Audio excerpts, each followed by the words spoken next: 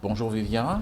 Bonjour, mon cher Alphonse. Vous êtes récemment fendu d'une série de propositions et des remarques sur le budget actuel, notamment le budget qui est la loi de finances, qui est en étude au niveau de l'Assemblée. Est-ce que vous pouvez un tout petit peu nous en dire plus? J'ai fait mon rôle de citoyen. Mon rôle de citoyen, c'est aussi d'éveiller les pouvoirs publics. Mon rôle d'acteur politique, c'est de contribuer au débat budgétaire. Vous savez que le budget, c'est le texte le plus important dans une année civile, qui va, d'une certaine façon, fixer le cap sur le plan économique et social. Et donc, il fallait contribuer. Alors, qu'est-ce que nous, on dit ce qu'on dit, c'est que ce budget nous semble être mal cadré budgétairement. Le cadrage budgétaire ne nous semble pas bon. Nous ne sommes pas bons parce que il y a des évidences sur le plan de la dépense. Les dépenses sont évidentes. Et les recettes le sont beaucoup moins. Moins. Donc, il y a un déséquilibre. Il y a un déséquilibre. Il y a un déséquilibre. Et donc, lorsque vous avez un budget qui, dès le départ, est déséquilibré, avec le contexte international exogène que nous ne maîtrisons pas, nous aurons forcément à la fin des résultats qui ne seront pas bons. Et justement, parlant du contexte international, le président Trump vient d'être élu comme 47e président des États-Unis. Est-ce que on sait qu'il a des prises de position au sujet de la crise russo-ukrainienne? Est-ce que cela ne va pas certainement ramener la Russie sur le terrain, pourquoi pas mondial, et avec des conséquences sur le marché du brut, par exemple? Oui, alors déjà félicitations au président Trump, ce n'était pas mon candidat favori, mais c'est la réelle politique, il a gagné, félicitations à l'artiste. Oui, l'élection du président Trump, à mon avis, aura des conséquences lourdes, et chez nous directement, pour deux raisons. La première raison, c'est celle que vous évoquez. Vous savez que depuis un certain temps, la Russie a été bannie des négociations internationales, notamment sur le plan économique. Et donc, le président Trump, lui, veut renouer le dialogue avec la Russie. Il l'a dit, il a répété. Bon. Et ça veut dire que si il se remet à discuter avec la Russie, tout le monde sait que la Russie est un grand pays producteur de pétrole, s'il se remet à discuter avec la Russie, évidemment que la Russie reviendra dans le jeu pétrolier. Évidemment que si la Russie revient dans le jeu pétrolier de façon officielle, la conséquence, ce serait des cargaisons supplémentaires de brut sur le marché. Et forcément, ça contribuerait à la baisse du baril sur le plan international. Et tenant compte de nos prévisions, par exemple, qu'est-ce que cela... Deuxième point qui renforce le premier point, c'est que le président Trump a promis de le laisser aller sur le plan de l'exploration pétrolière dans son pays. Ça veut dire que les États-Unis, qui est parmi les premières réserves de pétrole au monde, oui, ils vont se mettre à produire massivement du pétrole. Il a même dit, c'est les slogans des libéraux des années 60 aux États-Unis, produire jusqu'au bout, qu'advienne ce que pourra.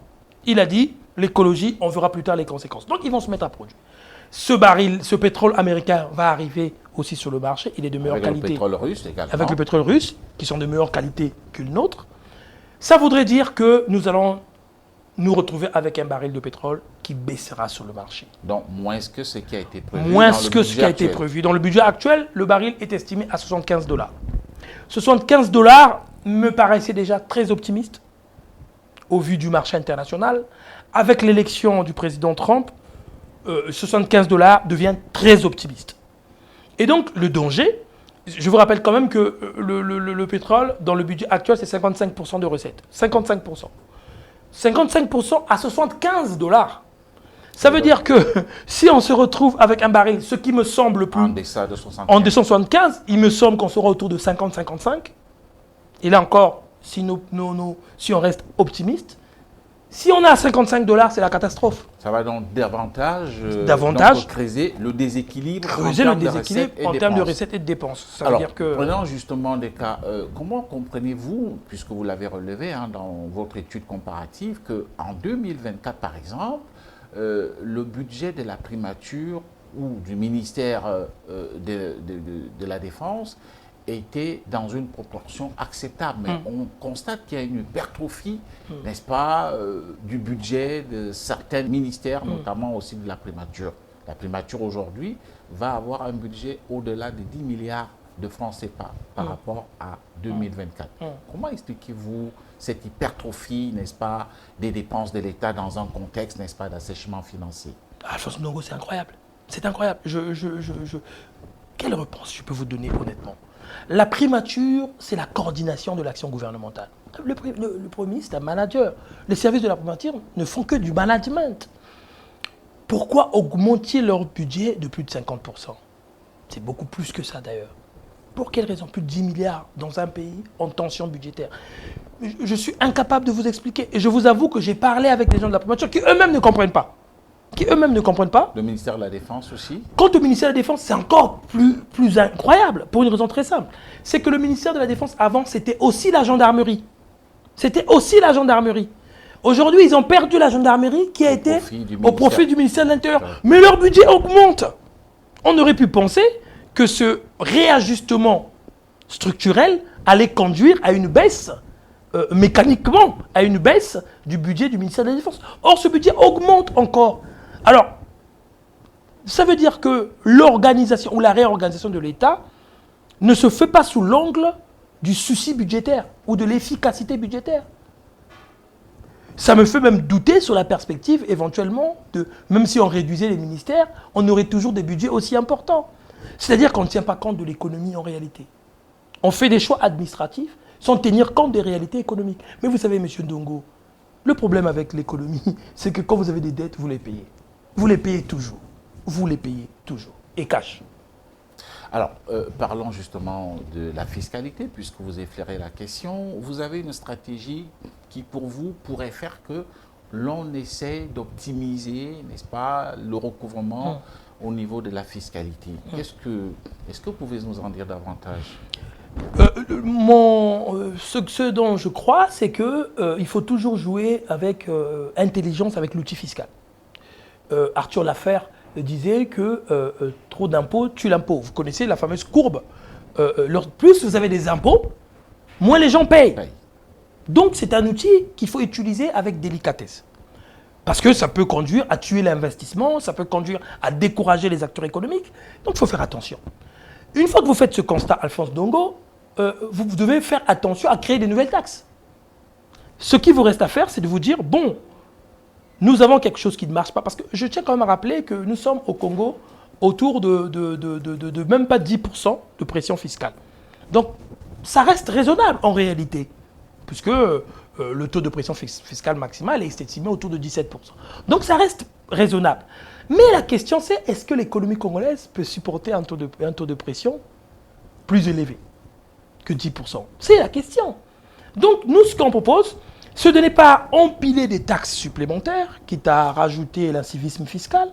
Ce que nous, on propose, c'est déjà de se battre pour mobiliser les taxes existantes. Faire la mobilisation des recettes existantes. La TVA, Alphonse Ndongo, la TVA, 2023 a rapporté un peu moins de 200 milliards. Un peu moins de 200 milliards. Il y a un problème. Vous pensez qu'on peut faire plus? On peut faire largement plus. C'est la principale ressource dans tous les autres pays. Même dans les pays des États de la CEMAC comme le Cameroun. Mais est-ce qu'on a des possibilités de quantifier ce qui fonctionne dans le secteur informel pour justement... oui, c'est le travail. C'est le travail qu'il faut faire. Nous savons que le premier problème que nous avons ici, en dehors de la corruption, du détournement de TVA, c'est le problème du secteur informel.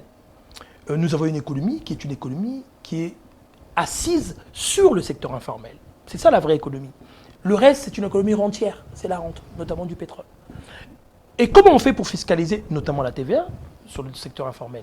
J'ai évoqué la dernière fois la question des caisses enregistreuses. En Italie, ça a fonctionné des merveilles, dans les années 80. Le petit vendeur ambulant, ou le petit vendeur du marché, ou le type qui est un tenancier de bar qui n'est pas enregistré, ne verrait pas d'un mauvais œil qu'on lui place une caisse enregistreuse que l'État préfinance, pour ne pas que ça rentre de ses coûts, et qu'on lui dise, écoute, tu continues à faire ce que tu as toujours fait, si tu veux rester dans l'informalité, c'est ton affaire, mais la TVA ne t'appartient pas. C'est pas pour toi, c'est l'argent que les Congolais versent pour leur État. Donc nous, on veut récupérer cet argent-là. Donc nous, on t'offre une caisse enregistreuse qui sera reliée avec la direction des impôts de ton secteur où tu exerces, et puis chaque fois que tu feras une facture, nous, on saura qu'on a 10 francs, 100 francs, 200 dedans. De cette façon, on va, sans créer sans empiler des documents administratifs pour sortir l'informel de l'informel. Parce que quelquefois, l'informel devrait rester dans l'informel. Quelquefois, il faut laisser l'informel comme ça. Mais on viendrait simplement récupérer ce qui revient à l'État, c'est-à-dire notre part de TVA. Si déjà on fait ça, Alphonse Ndongo, ce sont des marges importantes que nous aurons. La Cour des comptes dit qu'on peut arriver à 1000 milliards. 1000 milliards. Si on a 1000 milliards que de TVA, 1000 milliards que de TVA, Alphonse Ndongo. Bon, en attendant de pouvoir, pourquoi pas donc mettre sur pied cette possibilité d'exemple que vous prenez sur l'Italie, mais dans le budget 2025, l'État a prévu une redevance, une taxe sur le fret terrestre, sur le transport terrestre. Est-ce que cela vous paraît quand même pertinent? Est-ce que cela ne va pas venir encore doper le taux d'inflation qui, on le sait aujourd'hui, se situe quand même à plus de 4%? Cette taxe est une vitamine pour l'inflation. Cette taxe, si on le dénomme autrement, on dira taxe vitamine de l'inflation. Vous ne pouvez pas, quand on a une inflation qui déjà dépasse les 3%, 4,2, au-delà, n'est-ce pas, au-delà de la norme communautaire, vous ne pouvez pas prendre une mesure qui, vous savez, à coup sûr, se répercutera sur la consommation directe. Le fret terrestre, qu'est-ce que c'est? C'est la maman qui fait du commerce Brazzaville-Pointe-Noire, qui empruntera son bus à coup sûr.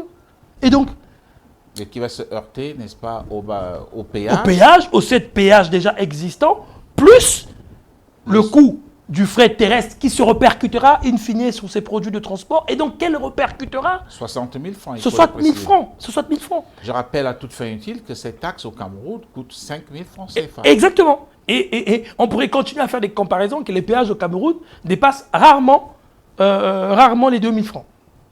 Et on n'a pas 7 sur la route qui relie Douala à Yaoundé. Donc, ce secteur-là est déjà asphyxié et par le coût des péages. Et maintenant, on va rajouter une taxe supplémentaire. C'est une très mauvaise idée. Je sais que le gouvernement est à la recherche de recettes, de ressources, mais ne recherchez pas les ressources qui vont venir fragiliser l'équilibre déjà fragile économique dans le pays. Alors, est-ce qu'il ne faut pas aussi donc soigner la qualité de la dépense en réduisant le train de vie de l'État? Que prévoit par exemple Viviane Mandangou dans le cadre de la réduction du train de vie de l'État? Alors, ce que nous prévoyons, d'abord, c'est sur le plan institutionnel, c'est de supprimer des institutions qui sont des institutions, à notre sens, extractives. Lesquelles, par exemple? Le Sénat, c'est 12 milliards, le Sénat. Ça ne fait pas plaisir aux gens, mais le Sénat, c'est 12 milliards. Alphonse Ndongo, un État comme le Congo, qui est un État unitaire décentralisé, n'a pas besoin de Sénat. La deuxième chambre, c'est souvent pour les États fédéraux. Et nous, on n'a fait que copier la France en faisant ça. Mais il faut se rappeler qu'en France, ils ont 35 000 communes. Et que le Sénat représente ces communes-là. Chez nous, le Sénat fait exactement le même travail, et même en moins bien que l'Assemblée nationale. Donc c'est 12 milliards d'économies, déjà. Ensuite, on a tous les conseils consultatifs. Ça s'appelle conseil consultatif. Et ils sont des conseils de qui? Du président de la République. Ça n'a pas beaucoup d'intérêt. Ce sont les organes institutionnels. Oui, mais une bonne réforme constitutionnelle, c'est le titre, je crois, de la Constitution qu'il faut supprimer, le sous-titre. Et puis vous avez différents sous-titres. C'est pas très difficile à faire. Vous savez, on a révisé la Constitution pour modifier le nombre de jours pour la réunion en cas d'urgence, en cas d'état d'urgence. On l'a fait par le Parlement. Personne ne s'est même rendu compte qu'elle a révisé la Constitution. Donc on peut le faire. C'est pas très compliqué. Pour les conseils consultatifs, ça dure une journée. Pour le Sénat, au prochain renouvellement, c'est tout. Le Sénégal l'a fait. Et ce budget a été réaffecté pour la lutte contre la précarité énergétique. Et qu'en est-il de la fiscalisation, des émoluments, des primes Donc, sur le plan institutionnel, il y a un certain nombre d'institutions qui sont des institutions extractives, budgétivores. Il faut les supprimer. On va faire un audit pour voir quelle institution mérite de rester et quelle autre devrait être virée. Bon. Ensuite, il y a le train de vie de l'État en tant qu'acteur, dans son fonctionnement. Le nombre de ministères.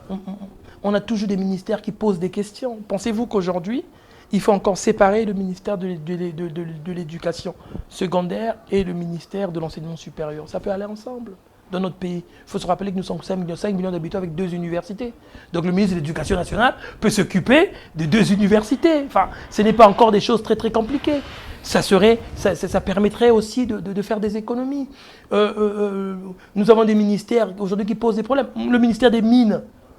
Le ministère des Mines rapporte 330 millions à l'État. Et en budget, ils ont 5 milliards. À un moment donné, tout chef d'entreprise se dirait, là, on perd de l'argent. Il faut faire quelque chose. Alors, sur le plan de la fiscalité, là, on serait plus, non pas dans les dépenses, mais plutôt dans les recettes, dans les ressources.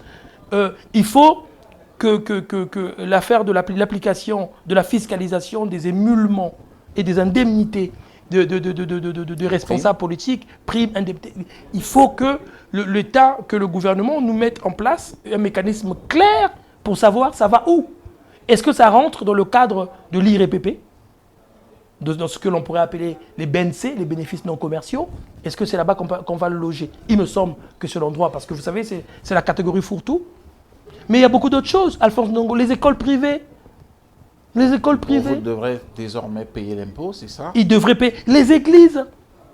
Les églises. Alphonse Ndongo est moins motivé pour les églises. Les églises. À partir du moment où on se rend compte qu'il y a un revenu. C'est un revenu. Les Mabonza, je suis désolé, c'est un revenu. Si on peut être capable de l'évaluer, on peut envisager de les mettre aussi dans les BNC. Ailleurs, les voyants, vous savez, les voyants, en France par exemple, les voyants sont fiscalisés dans les BNC. Donc il y a des choses à faire. Il y a des niches à faire, il y a des niches à trouver et il y a des mécanismes à mettre en place. Mais ne fragilisons pas l'équilibre qui est déjà précaire entre ressources et dépenses. Merci, Monsieur Vivien Malangou. J'ai été très heureux de vous recevoir ici pour parler un tout petit peu du budget de la loi des finances qui est en examen au niveau de l'Assemblée, mais aussi aborder, pourquoi pas, les questions qui visent à réduire le train de vie de l'État. À très bientôt. Merci, Alphonse Ndongo, merci pour votre invitation. J'ai été très honoré.